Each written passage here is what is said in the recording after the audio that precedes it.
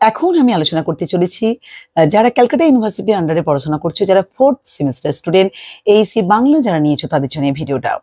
তো তোমাদের সিলেবাসে দুখানা কবিতা পড়াতে বাকি রয়েছে। তো তোমাদের যে কটা কবিতা রয়েছে প্রত্যেকটা কবিতায় কিন্তু লেখা হচ্ছে রবীন্দ্রনাথ ঠাকুরের লেখা এবং নৈবেদ্য কাব্যগ্রন্থ থেকে নেওয়া হয়েছে। তো আজকে যে কবিতাটি পড়াতে চলেছি বা চেষ্টা করছি দুখানা কবিতা পড়িয়ে দিতে, দেখি কতটা আর কি মানে সময় নেয়। তো চিত্ত যেটা ভয় শূন্য, এই কবিতাটি হচ্ছে রবীন্দ্রনাথ ঠাকুরের লেখা নৈবেদ্য কাব্যগ্রন্থ থেকে নেওয়া হয়েছে। 72 সংখ্যক কবিতা, কি বললাম 72 সংখ্যক কবিতা। তো কি বলছে, চিত্ত যেটা ভয় শূন্য উচ্চ যেটা শির, অর্থাৎ মন এখানে সর্বদা নির্ভীক, অর্থাৎ ভয় শূন্য হতে হবে। আর উচ্চ যেটা শির, অর্থাৎ মানে প্রাচীন ভারতে মানুষরা যেমন রাজ শক্তির সম্মুখে মাথা উঁচু করে চলতো, তো রবীন্দ্রনাথ ঠাকুর তিনি এই সেই আদর্শের কথা স্মরণ করিয়ে ভারতবাসীকে মাথা উঁচু করে চলতে বলেছেন। জ্ঞান যেথা মুক্ত সেটা গৃহের প্রাচীর, অর্থাৎ মানে জ্ঞান যেথা মুক্ত, অর্থাৎ প্রাচীন ভারতে জ্ঞান সাধনা ছিল মুক্ত, মানুষ তখন স্বাধীনভাবে জ্ঞান সাধনা করতে পারত।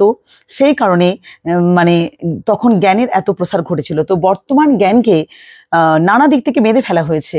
তো কবি এটা থেকে খুব ব্যথিত, তাই তিনি ঈশ্বরের কাছে প্রার্থনা করছে কবি আবার সেই মুক্ত জ্ঞান সাধনা যেন ভারতবাসীর মধ্যে আবার জেগে ওঠে, বা সেটাই আর কি জ্ঞান সাধনা করতে বলেছেন, এভাবেই তিনি বলছেন। তারপরে দেখো কি বলছে না, যেটা গৃহের প্রাচীন আপন প্রাঙ্গণ তলে দিবস সর্বরি বসুধারে রাখে নাই খণ্ড ক্ষুদ্র করি।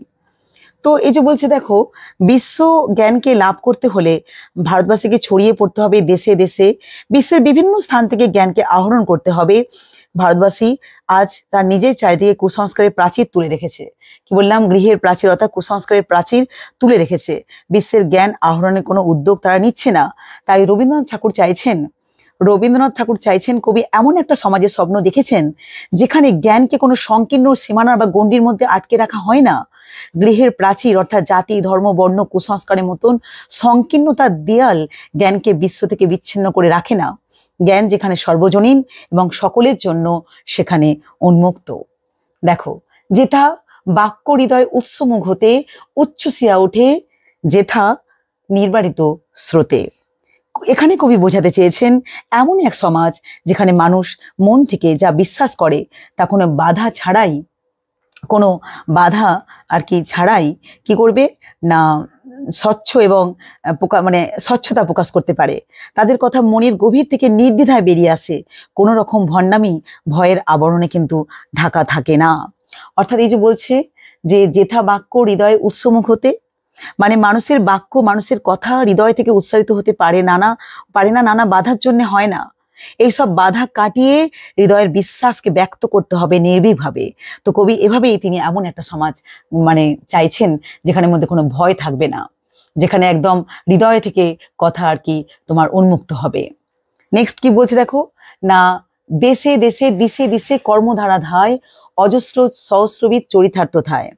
অর্থাৎ এই অংশে কবি বলতে চেয়েছেন যে এই আদর্শ সমাজে কোনো রকম সীমাবদ্ধতা নেই, মানুষের কর্মশক্তি কোনো সংকীর্ণ সীমায় বাধা থাকে না, সমাজে প্রতিটি দিকে ক্ষেত্র প্রভাবিত হয় এবং সেই কর্মের মাধ্যমে হাজারো উপায়ে মানুষের জীবন ও সমাজ কি হয় না সার্থক হয়ে ওঠে। অর্থাৎ এই যে বলছে যে অজস্র সহস্রবিদ চরিতার্থ থায়, অর্থাৎ হাজার হাজার সাফল্যের মধ্যে। তো দেখো নেক্সট, যেথা তুচ্ছ আচারের মরু বালু রাশি স্রোত বিচারে স্রোতপথ ফেলে নাই গ্রাসী। এখানে কবি সামাজিক কুসংস্কার অন্ধবিশ্বাস পুরনো প্রথা সমালোচনা করে বলেছেন যে তিনি বলেছেন যেখানে তুচ্ছ ভিত্তিহীন আচার আচরণ বালির মতন বিচার বুদ্ধি যুক্তি স্বাভাবিক প্রভাবকে গ্রাস করে ফেলেনি, অর্থাৎ যুক্তি বিবেক যেন কুসংস্কারের কাছে পরাজিত না হয়, কবি এমন ভাবে চাইছেন তিনি। তারপরে বলছে পৌরশ্রী করেনি শতদা নিত্য যেথা তুমি সর্বকর্ম চিন্তা আনন্দের নেতা। কাকে বলছে কবি? অর্থাৎ ঈশ্বরকে বলছে। এই অংশে কবি বলছেন যেখানে মানুষের সাহস শক্তি পৌরষ কোনো অন্যায়ের কাছে হার মানে না, এবং এমন একটা সমাজ যেখানে সৃষ্টিকর্তা অর্থাৎ ঈশ্বর অর্থাৎ পিতা মানুষের প্রতিটি কর্ম প্রতিটি চিন্তা প্রতিটি আনন্দের উৎস পথপ্রদর্শক কে বলতো? ঈশ্বর ভগবান। তারপরে বলছে নিজ হস্তে নির্দয় আঘাত করি পিত ভারতের সেই স্বর্গে কর জাগরিত। বলছে এই কবিতার শেষ এবং সবচেয়ে গুরুত্বপূর্ণ অংশ, কবি বলতে চাইছেন, কবি সৃষ্টিকর্তা ভগবানের কাছে প্রার্থনা করেছেন, হে পিতা, তুমি নিজ হাতে নির্দয়কে আঘাত করে আমাদের মধ্যে সকল সংকীর্ণতাকে, কুসংস্কারকে, ভীরুতাকে ধ্বংস করে দাও। আমাদের সমস্ত বাধাকে ভেঙে দিয়ে ভারতকে এমন একটা আদর্শ সমাজ গড়ে তোলো যা স্বর্গের মতোই সুন্দর ও পবিত্র হবে। কবি ভারতের মানুষকে সেই স্বর্গে জাগিয়ে তুলতে ঈশ্বরের সাহায্য বা ঈশ্বরের কামনা করেছেন। তাহলে এখানে আমরা কি পেলাম? যে রবীন্দ্রনাথ ঠাকুর তৎকালীন সমাজ ব্যবস্থা দেখে তিনি ব্যথিত, তিনি কষ্টে জর্জরিত। কবি ভারতবাসীর চিত্তকে ভয়শূন্য করতে বলেছেন, তাদেরকে মাথা উঁচু করে চলতে বলেছেন। ভারতবাসীকে আবার ব্রতী হতে হবে, মুক্ত বুদ্ধিতে, উদার জ্ঞান চর্চায়। গৃহের সীমাবদ্ধ সংকীর্ণতার মধ্যে আটকে থাকলে চলবে না। এই বিশাল পৃথিবীতে নিজেকে সার্থক করে তুলতে হবে সহস্র চরিতার্থতায়। ভারতের বুকে, অর্থাৎ ভারতের বুকে যে তুচ্ছ আচারের বিচারের আবর্জনা জমে রয়েছে, যে কুসংস্কার জমে রয়েছে, সেগুলিকে আজ নির্বিশেষে বর্জন করতে হবে। ভারতবাসীকে আবার জাগ্রত হতে হবে তার পৌরষ ধর্মে। ভগবানকে করতে হবে সকল কর্ম, চিন্তা, আনন্দের নেতা। অর্থাৎ ভগবানকে এখানে বলছে, তুমিই হচ্ছে সকল কর্ম, তুমিই হচ্ছে সমস্ত আনন্দের নেতা। আঘাতের মধ্যে দিয়ে ভারতবাসীর চৈতন্যকে তুমি জাগ্রত করো। ভারত একদা যে গৌরবে সমৃদ্ধির মধ্যে ছিল, সেই স্বর্গে, সেই গৌরব সমৃদ্ধের স্বর্গে অধিষ্ঠিত ছিল। তুমি ভগবানকে বলছে কঠিন আঘাতের মধ্যে দিয়ে ভারতকে আবার সেই ধরনের গৌরব সমৃদ্ধির সমাজে আবার নতুন করে জাগিয়ে তোলো। অর্থাৎ ভারতকে যেন নতুন প্রাণ বন্যায় জেগে ওঠার কথা রবীন্দ্রনাথ চাইছেন। কার কাছে বলতে চাইছেন? অর্থাৎ ভগবান, ঈশ্বর, সৃষ্টিকর্তার কাছে তিনি কামনা করছেন ভারতবাসী যেন আবার সেই যেন আগের ভারতবাসীর, মানে ভারতে যেন কি হয় না, ভারতের যেন আবার, রবীন্দ্রনাথ চাইছেন তিনি যেন ভারতের মধ্যে সেই গৌরব যেন আবার ফিরে আসে। তিনি তার সৃষ্টিকর্তা ভগবান ঈশ্বরের কাছে প্রার্থনা করছেন যেন ভারতের যে গৌরব ছিল, যে সমৃদ্ধি ছিল, সেই গৌরব সমৃদ্ধি যেন আবার ফিরে আসুক। ভারতের সেই স্বর্গে করো জাগরিত। চলো কিছু এমসিকিউ ডিসকাস করে নিচ্ছি। চিত্তয়েতা ভয়শূন্য কত সংখ্যক কবিতা? 72 সংখ্যক কবিতা। চিত্তয়েতা ভয়শূন্য কত, মানে কবিতার রচয়িতাকে, চিত্তয়েতা ভয়শূন্য কবিতার রচয়িতাকে রবীন্দ্রনাথ ঠাকুর। চিত্তয়েতা ভয়শূন্য কোন কাব্যগ্রন্থ থেকে নেওয়া হয়েছে? নৈবেদ্য। 72 সংখ্যক কবিতার পটভূমি ছিল বিশিষ্ট স্বদেশ আর কি চেতনা।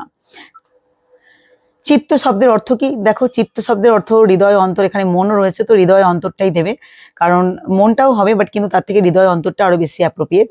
আচ্ছা, শির শব্দের অর্থ কি? মস্তক। দিবস সর্বরী শব্দের অর্থ কি? দিন রাত্রির। বসুধা কাকে বলা হয়েছে? পৃথিবীকে। প্রাঙ্গণ তলে বলতে কি বোঝানো হয়েছে? উঠান বা আঙিনাকে বোঝানো হয়েছে। উচ্ছ্বসিয়া বলতে কি বোঝানো হয়েছে? স্বতঃস্ফূর্ত ভাবে প্রকাশ পাওয়া। নির্বারিত শব্দের অর্থ কি? যাকে নিবারণ করা যায় না। দিশে দিশে শব্দের অর্থ কি? দিকে দিকে। কর্মধারা শব্দের অর্থ কি? কর্মের পদ্ধতি। সহস্রবিধ বলতে কি বোঝায়? হাজার রকমের। চরিতার্থতা শব্দের অর্থ কি? না সার্থকতায়। তুচ্ছ শব্দের অর্থ কি? সামান্য। সততা শব্দের অর্থ কি? শত খণ্ডে খণ্ডিত করা। তুমি সর্বকর্ম চিন্তা আনন্দের নেতা, তুমি বলতে এখানে কাকে সম্বোধন করা হচ্ছে? বিশ্ববিধাতাকে, ভগবানকে, ঈশ্বরকে। যেমন অপশন আসবে দেবে। নিজ হস্তে নির্দয় আঘাত করি পিত, এখানে কবি কাকে পিত সম্বোধন করেছেন? অর্থাৎ বিশ্ববিধাতা ভগবান ঈশ্বরকে করেছেন। চিত্তয়েতা ভয়শূন্য উচ্চয়েতা কি? শির। অর্থাৎ কবিতার লাইনগুলো মনে রাখবে, শূন্যস্থান পূরণ দিতে পারে তোমাদের। বসুধারে রাখি নাই কি করে না, খণ্ড ক্ষুদ্র করি। দেশে দেশে দিশে দেশে কি হবে না, কর্মধারা ধায়। যেথা কি? তুচ্ছ আচারের মরুবালু রাশি। করেনি সততা নিত্য যেটা কি হবে না, পৌরুষেরে। পিত ভারতকে ড্যাশ করবে, কি করবে? সেই স্বর্গে জাগরিত করবে। যেথা তুচ্ছ আচারের মরু বালু রাশি বলতে লেখক কি বুঝিয়েছেন না, বুঝিয়েছেন স্বাস্থ্য সর্বস্বতা জীবনের প্রাণহানি রুক্ষ করে দেয়। আচ্ছা, ভারতের সেই স্বর্গ করো জাগরিত, অর্থাৎ এখানে কোন স্বর্গের কথা বলা হয়েছে?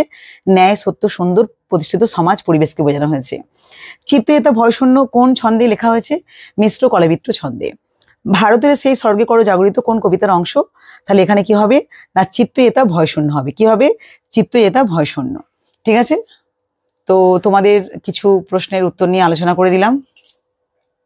তো দেখো নেক্সট, দেখো এখন যেটা আলোচনা করতে চলেছি সেটা হচ্ছে লাস্ট কবিতা তোমাদের সিলেবাসের মধ্যে। তো নৈবেদ্য কাব্যগ্রন্থ থেকে নেওয়া হয়েছে রবীন্দ্রনাথ ঠাকুরের লেখা 92 সংখ্যক কবিতা। শক্তি দম্ভ স্বার্থলোভ মাড়ির মতন। কি বলছে? শক্তি দম্ভ স্বার্থলোভ মাড়ির মতন, অর্থাৎ কবি এখানে বর্তমান সভ্যতার মানুষের যে শক্তির একটা গর্ব এবং স্বার্থ লালসার কথা এখানে বলেছেন, এবং তাদের যে অহংকার লালসা এখানে মহামারীর মতন ছড়িয়ে পড়ে মানুষকে গ্রাস করছে। অর্থাৎ বলতে চাইছে, দেখো কি বলছে না, এর অর্থ হচ্ছে শক্তি, দম্ভ, স্বার্থ, এগুলো লোভ যেন মহামারীর মতন ছড়িয়ে পড়েছে, এবং দেখিতে দেখিতে আজই ঘিরেছে ভুবন, মানে দেখতে দেখতে আজ এগুলো সারা পৃথিবীকে গ্রাস করে ফেলেছে। দেশ হতে দেশান্তরে সর্ববিস্তার, অর্থাৎ এই বিষাক্ত ছোঁয়া এক দেশ থেকে আর এক দেশে ছড়িয়ে পড়েছে। শান্তিময় পল্লী যত করে ছাড়খাড়, অর্থাৎ যার ফলে যত শান্তিময় গ্রাম ছিল সব ধ্বংস হয়ে যাচ্ছে। যে প্রশান্ত সরলতা জ্ঞানে সমুজ্জ্বল, যে গভীরতা সরলতা উজ্জ্বলভাবে বিরাজ করত, সেখানে কি বলছে দেখো, স্নেহে যাহা রসস্রিক্ত সন্তোষে শীতল, অর্থাৎ যা ভালোবাসায় সিক্ত এবং শীতল এবং শান্ত ছিল তাহা ভারতের তপবন তলে, অর্থাৎ তা ভারতের তপবনের মতন পবিত্র স্থানে ছিল। নেক্সট দেখো, বস্তু ভারীন মন সর্বজলে স্থলে, অর্থাৎ কি বলছে, বস্তু অর্থাৎ ধনসম্পদের বোঝা থেকে মুক্ত মন সব জায়গায় ছিল জলের স্থলে। পরিব্যাপ্ত করে দিত উদার কল্যাণ ছড়িয়ে দিত, এবং তারপরে জড় জীবের সর্বভূতে অবারিত ধ্যান, মানে জড় পদার্থে এবং সব প্রাণীর মধ্যে অবারিত বা অবাধ ধ্যান ছড়িয়ে পড়ুক, এটাই বলছে কবি এখানে। পোষিত আত্মীয় রূপে, মানে যা আত্মীয়র মতন প্রবেশ করেছিল, আজ তাহা নাসি, অর্থাৎ আজ সেই সবকিছু ধ্বংস করে। চিত্ত যেটা ছিল সেটা এলো কি না দ্রব্য রাশি, অর্থাৎ যেখানে মন ছিল সেখানে এখন শুধুই বস্তু বা জিনিসপত্র। তৃপ্তি যেটা ছিল সেটা এলো আড়ম্বর, যেখানে তৃপ্তি ছিল সেখানে এসে শুধু আড়ম্বর, বাহ্যিকতা। শান্তি যেটা ছিল সেখানে এলো স্বার্থের সমর, যেখানে শান্তি ছিল সেখানে এলো যুদ্ধ, অর্থাৎ শুরু হয়েছে স্বার্থের যুদ্ধ শুরু হয়েছে। অর্থাৎ এখানের মধ্যে কি বলতে চাইছে আমি একটু নিজের মতন করে বলে দিচ্ছি, দেখো অর্থাৎ রবীন্দ্রনাথ ঠাকুর তিনি এই কবিতার মধ্যে বলতে চেয়েছেন, বিশ্বের চারিদিকে আজ সাম্রাজ্যবাদী মানরা শক্তির দম্ভে, অহংকারে, লোভে, নিজেদের স্বার্থ সিদ্ধির জন্য দুর্বল নিরীহ ওপর অত্যাচারের তাণ্ডবে তারা উন্মত্ত হয়ে উঠেছে। বিশ্বকে আচ্ছন্ন করে ফেলেছে প্রচন্ড শক্তিদম্ভ আর স্বার্থ লালসায় ওই সাম্রাজ্যবাদী শক্তিরা। এর সর্বনাশা প্রভাব ছড়িয়ে পড়েছে দেশে, অন্তরে, চারধারে ছড়িয়ে পড়েছে। ভারতের আকাশ বাতাস একতা ছিল শান্ত, অর্থাৎ ঠিক ভারতের কথায় আসছে এবারে। ভারতে একতা ছিল শান্ত এক পরিবেশ, আজ তা শক্তি দম্ভে লালসার স্পর্শে ভারতের আকাশ বাতাস বিষাক্ত হয়ে উঠেছে। ভারতের যে শান্তি পীঠ, সেই তপবন আজ সেই তপবন নেই। সেখানে বিরাজ করতো উজ্জ্বল জ্ঞান, শান্তি, সরলতা, কিন্তু আজকে সেই তপবনের মধ্যেও যেন একটা অশান্তির বার্তা যেন বয়ে চলেছে। অর্থাৎ ভারতের জীবনধারা ছিল একটা স্নেহের, একটা সন্তোষের শীতল। ভারতবাসীর লোক ছিল বস্তু ভারীন আন্তরিকতার একটা উজ্জ্বল, কিন্তু উদার কল্যাণ আদর্শে সর্বত্র পরিব্যাপ্ত ছিল। একটা সুন্দর পরিবেশ ছিল, একটা শান্তময় পরিবেশ ছিল, একটা উদারতা পরিবেশ ছিল। কিন্তু এই জ্বরের মধ্যে, জীবনের মধ্যে ভগবানের ধ্যান কল্পনা নিবিড় আত্মীয়র মধ্যেই প্রবেশ করতে একটা সুন্দর একটা আত্মীয়তার সম্পর্ক ছিল। আজ সেই প্রাচীন ভারতের শান্তির আশ্রয় প্রায় অবলুপ্ত। যেখানে শুধু হৃদয়ের একটা উদারতা ছিল, সেখানে এসে গেছে রাশি রাশি অসার দ্রব্যরাশি। যেখানে ছিল মনের এক গভীর তৃপ্তির আন্তরিকতা, সেখানে এসেছে রাশি রাশি আড়ম্বর, চাকচিক্যময়। যেখানে ছিল নিবিড় শান্তি, সেখানে দেখা দিয়েছে স্বার্থের সংগ্রাম। তো এইভাবেই বলছে, অর্থাৎ একদিন ভারতবর্ষের মধ্যে যে শান্তিময় পরিবেশ বিরাজ করত, কিন্তু সেই শান্তিময় পরিবেশ আজ লুপ্ত। রবীন্দ্রনাথ যেন ঈশ্বরের কাছে তিনি কি করছেন, দুঃখ প্রকাশ করছেন যে ভারতবর্ষ এখন সেই আর ভারতবর্ষের মধ্যে নেই। কেন নেই না, সাম্রাজ্যবাদী শক্তি, তাদের লোভ লালসা আজকে ভারতকে কি করেছে, ছাড়খাড় করে দিয়েছে। তাদের স্নেহ, তাদের শান্ত পরিবেশ, তাদের তপবন আজকে আর অবলুপ্ত। প্রায় তাদের মধ্যে সেই চারধারে ধ্বংসের একটা ছবি। তো কবি এইভাবেই একটা যেন আক্ষেপ করেছে, বলেছে যে শক্তি দম্ভ স্বার্থ লোভ মারির মতন, মহামারীর মতন ছড়িয়ে পড়েছে চারদিকে। ঠিক আছে, তো চলো কিছু এমসিকিউ আলোচনা করে দিচ্ছি।